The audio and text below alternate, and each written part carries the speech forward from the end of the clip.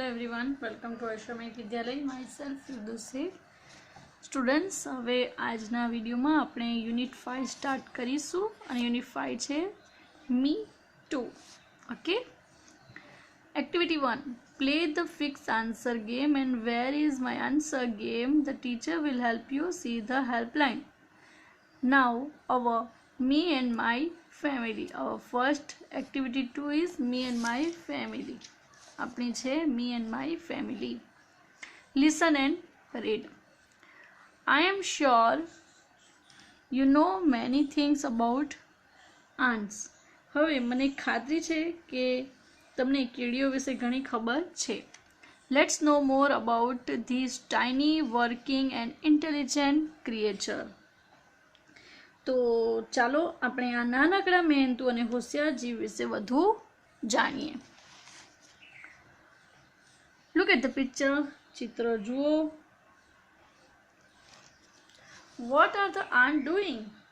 હવે જુઓ કીડીઓ શું કરી રહી છે.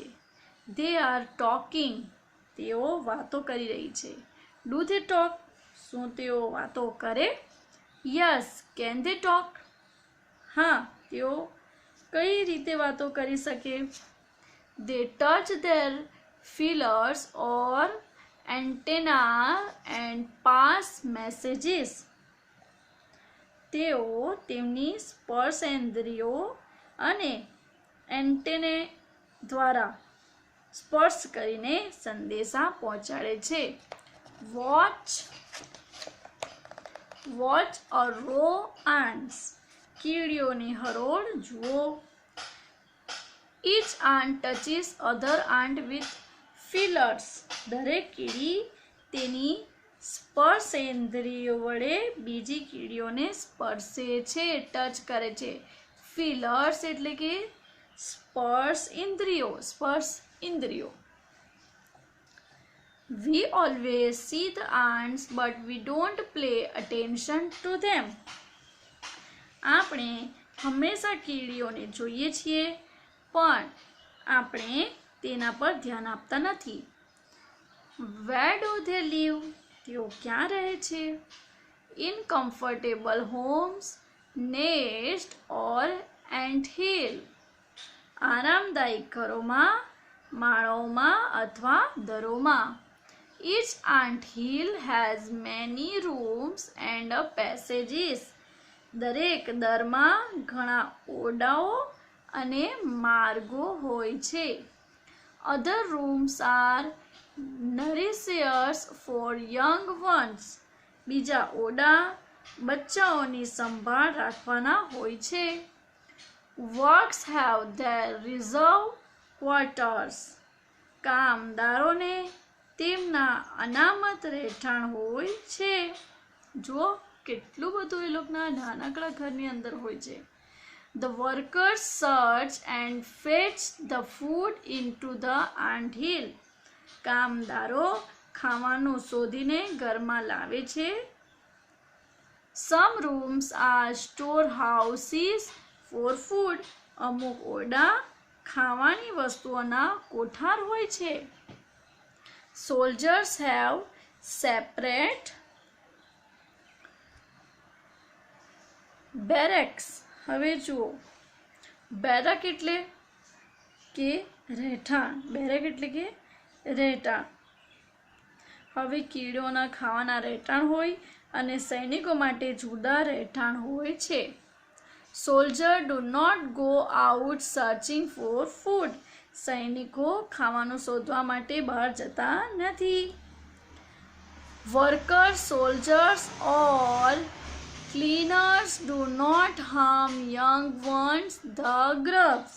કામદારો, સૈનિકો અથવા સફાઈ કરનાર ગ્રબ્સ એટલે કે બચ્ચાને નુકસાન પહોંચાડતા નથી.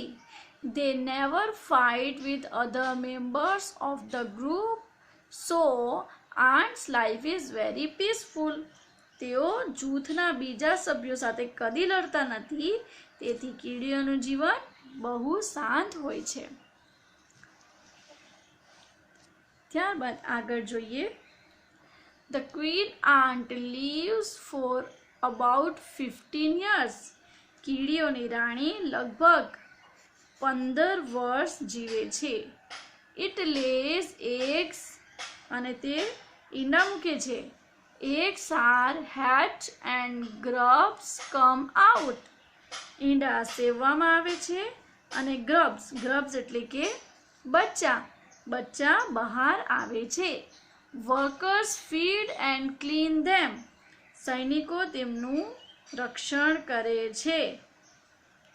They also carry them or exercise and sunshine. કામદારો તેમને ખવડાવે અને સ્વચ્છ કરે છે. તેઓ તેમને કસરત અને તડકા માટે પણ લઈ જાય છે. સનશાઇન એટલે કે તડકા, એક્સરસાઇઝ એટલે કે કસરત, કેરી એટલે કે લઈ જવું. ત્યારબાદ આગળ some other creatures live in a ant hill. બીજા ઘણા જંતુઓ દરમાં રહે છે. They are beetles, smaller ant and green fly.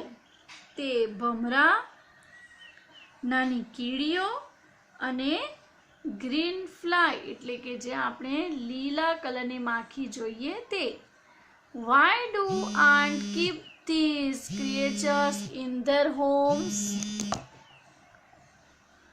કીડીઓ આ જંતુઓને શા માટે તેમના ઘરે રાખે છે? For many reasons. ઘણા કારણોને લીધે. Some for pleasant smell.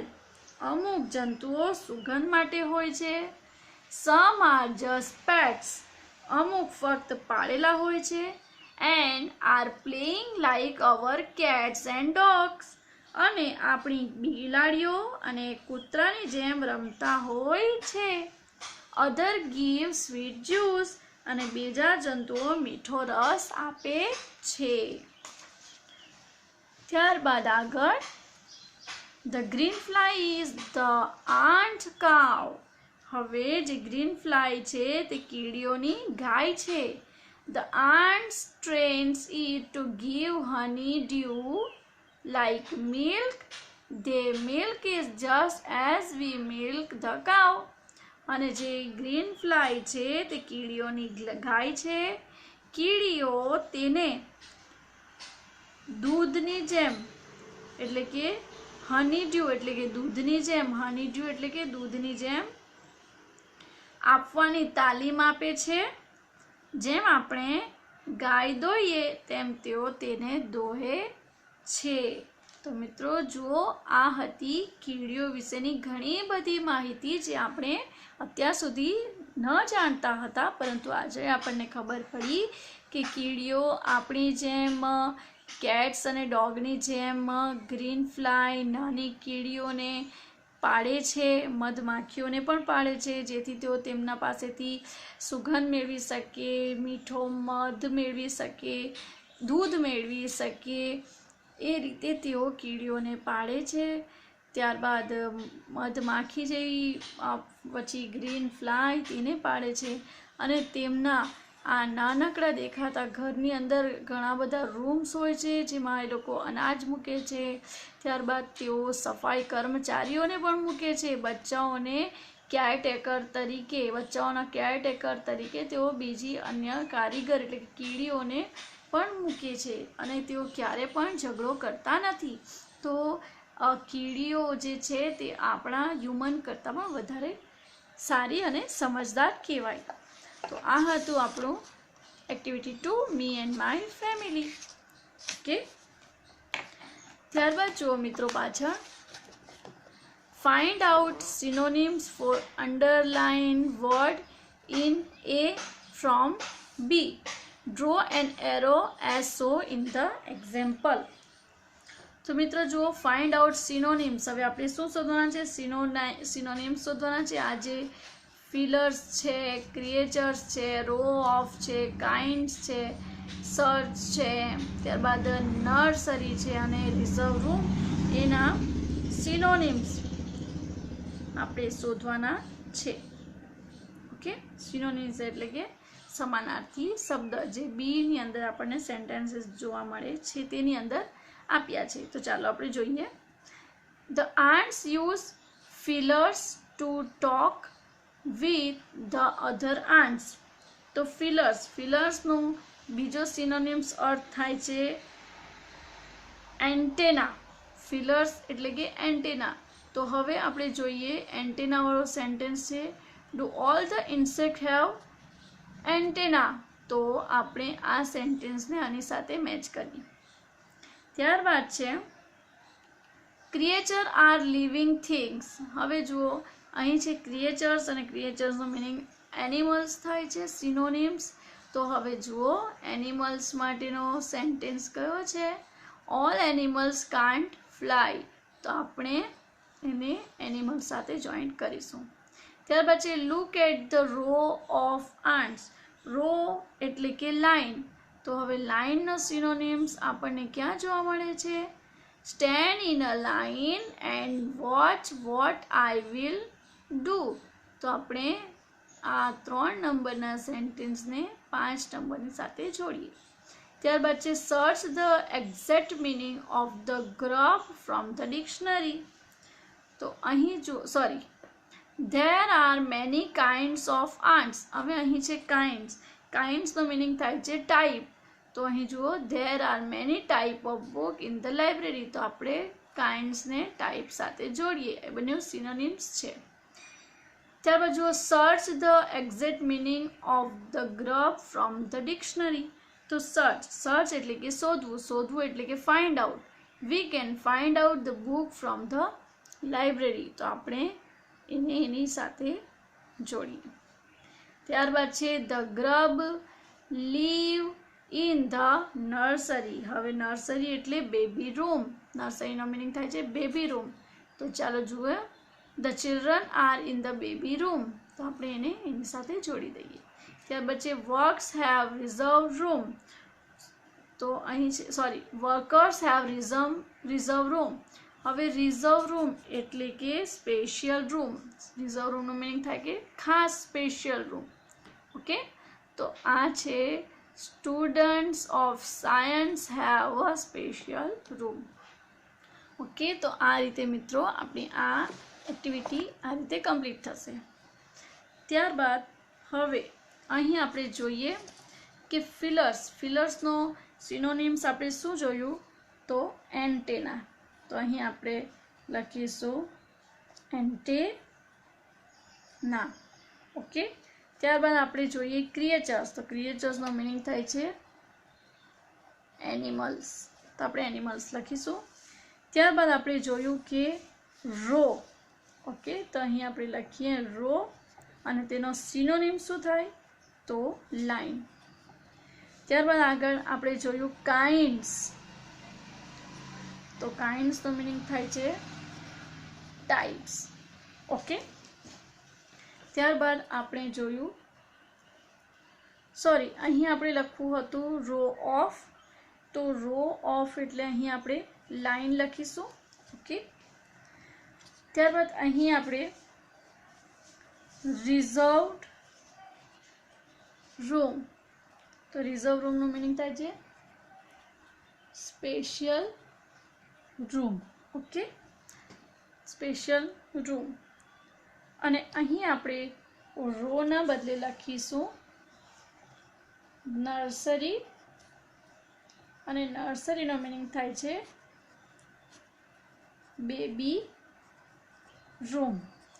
Okay, તો આ રીતે આપણી આ એક્સરસાઇઝ કમ્પ્લીટ થશે. Feelers antenna, creatures animals, nursery baby room, kinds types, row of એટલે કે line, reserve room special room. Okay, તો આ છે સિનોનિમ્સ. આ શું કહેવાય? સિનોનિમ્સ એટલે કે સમાનાર્થી શબ્દો. સમાનાર્થી. સમજ પડી? ચાલો હવે આગળ જુઓ. Fill in the blanks. An ant uses its blank to talk to other ant. તો અહીં આપણે શું લખીશું? ફિલર્સ. શું યુઝ કરે છે એ લોકો? ફિલર્સ અથવા તો એન્ટેના. એકબીજા સાથે વાત કરવા માટે ફિલર્સ અથવા એન્ટેનાનો યુઝ કરે છે. ત્યારબાદ છે each ant touches all other coming from the opposite direction by their blank, તો અહીં પણ આવશે ફિલર્સ. તો આપણે અહીં લખીશું ફિલર્સ. ઓકે, ચાલો આગળ. The ant live in blank. Ant ક્યાં રહે છે? તો આન્ટ હિલ. કયું હિલ? તો આન્ટ હિલ. ખૂબ જ નાનું અને ટૂંકું અને યાદ રહી જાય એવું નામ છે. આન્ટ એટલે કે કીડી અને હિલ એટલે કે તેમનો જે ડુંગર જેવો બનાવવામાં આવેલો હોય તેને શું કહેવાય? હિલ. Ant hill. આગળ જુઓ. Blank spent most of the time searching for food. તો કોણ ફૂડ સર્ચ કરે છે? તો વર્કર્સ. The workers. ત્યારબાદ છે બ્લેન્ક લે એગ. ઈંડા કોણ આપે છે? તો ક્વીન. અને આગળ આપણે લગાવીશું the article, the queen. Queen ઈંડા આપે છે. ત્યારબાદ છે soldiers have separate. Soldiers have separate barrack. The ant's life is very peaceful. શાંતિમય. ત્યારબાદ આગળ blank is the ant cow. Ant cow કોણ છે? તો the green fly. Green fly. ત્યારબાદ છે the ant train the green fly to give honeydew. Honeydew. ત્યારબાદ the ant keeps some creature just for pets or પ્લીઝન્ટ smell. Pleasant smell.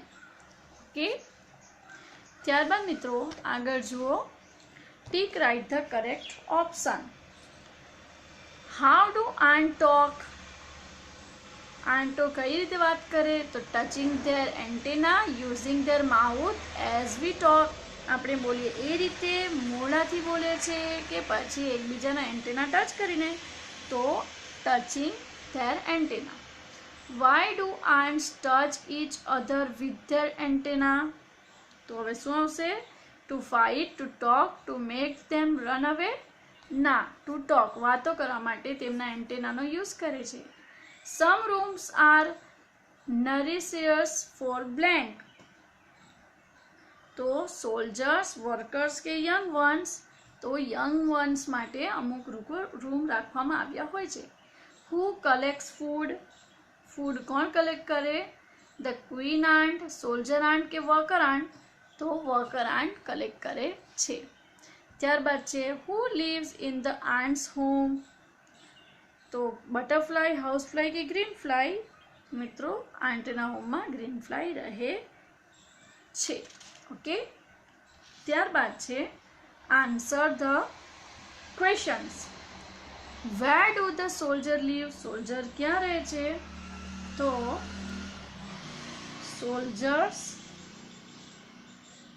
Leave in barrack. Who guards the grub?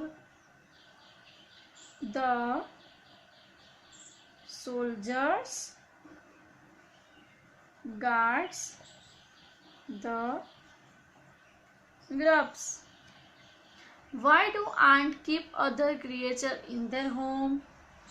So ants keep other creatures for pleasant smell, as pets or to give sweet juice. Okay, તો ચાલો આપણે લખીએ. ants keep other creatures for pleasant smell, as pets or to give sweet juice. ત્યારબાદ છે how long does the queen ant live? queen ant live કેટલા વર્ષ જીવે છે? so the queen ant lives for about 15 years. 15 વર્ષ જીવે છે. Are there pets in the ant hill? શું ant hill ના ઘરમાં પેટ્સ હોય છે, પાળતું જાનવર હોય છે? Yes,